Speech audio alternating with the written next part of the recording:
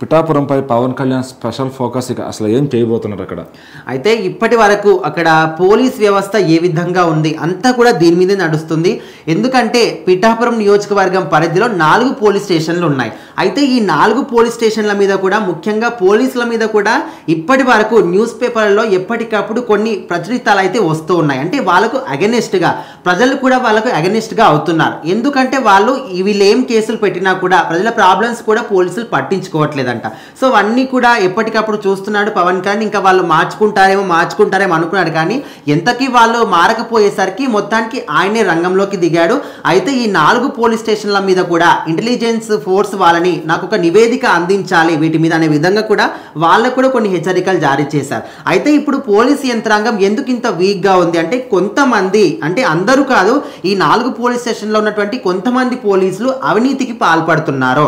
వాళ్ళ వల్ల హోమ్ మినిస్టర్కి చెడ్డ పేరు వస్తుంది, అదేవిధంగా పోలీస్ యంత్రాంగాన్ని మొత్తాన్ని కూడా చెడ్డ పేరు వస్తుంది, అదేవిధంగా ప్రభుత్వానికి కూడా ఎఫెక్ట్ అవుతుంది. ఎందుకంటే ఇక్కడ ఎవరొకరు తప్పు చేసినా కూడా అది ఓన్లీ వాళ్ళకే కాకుండా ఆ నియోజకవర్గానికి రాష్ట్రంలో ఏ ప్రభుత్వం అధికారంలో ఉంది వాళ్ళ మీదకే వస్తుంది. కాబట్టి సో ఇదంతా కూడా ఆయన చూడలేక ఈ విధంగా ఇంటెలిజెన్స్ ఫోర్స్ వాళ్ళకి కూడా కొన్ని హెచ్చరికలు జారీ చేశారు. అంటే ఈ 4 పోలీస్ స్టేషన్ల మీద కూడా ఒక రిపోర్ట్ కావాలని, అదేవిధంగా ఇప్పటి నుంచి ఎవ్రీ వీక్ కూడా మీ ప్రతి ఒక్క పోలీస్ స్టేషన్ కూడా ఇక్కడ ఏమేమి జరిగింది ఏంటి అనే విధంగా నివేదిక ఎవ్రీ వీక్ కూడా నాకు అందించాలనే విధంగా కూడా వాళ్ళకు కూడా చెప్పారు. అయితే ఇప్పుడు పిఠాపురం మీద ఎందుకు ఇంత స్పెషల్ ఫోకస్ అంటే, ఒకటి ఆయన ఖచ్చితంగా అక్కడ అన్ని కూడా పట్టించుకోవాలి. ఎందుకంటే సొంత నియోజకవర్గం కాబట్టి. కొంతమంది ఎప్పుడు కూడా ఏదో ఒక వేలెత్తి చూపిస్తూ ఉంటారు. ఎందుకంటే సొంత నియోజకవర్గంలో పట్టించుకోని వ్యక్తివి ఇంకా రాష్ట్రం మొత్తాన్ని కూడా ఏ విధంగా పట్టించుకుంటామని ఇప్పటికే అంటూ ఉన్నారు కూడా. సో అందుకోసమని ఆయన అక్కడ స్పెషల్ ఫోకస్ అయితే పెట్టాడు. సో ఇప్పటి నుంచి ప్రజల కోసం అయితే మనం ఖచ్చితంగా అందరం కూడా పనిచేయాలి. ఎందుకంటే ప్రజల కోసం మనం పని చేయడానికి, వాళ్ళకు సర్వీస్ చేయడానికి మన అందరం కూడా ఏదో ఒక పదవిలో ఉన్నామంటే, ఏదో ఒక జాబ్లో ఉన్నామంటే ఖచ్చితంగా వాళ్ళ కోసమే.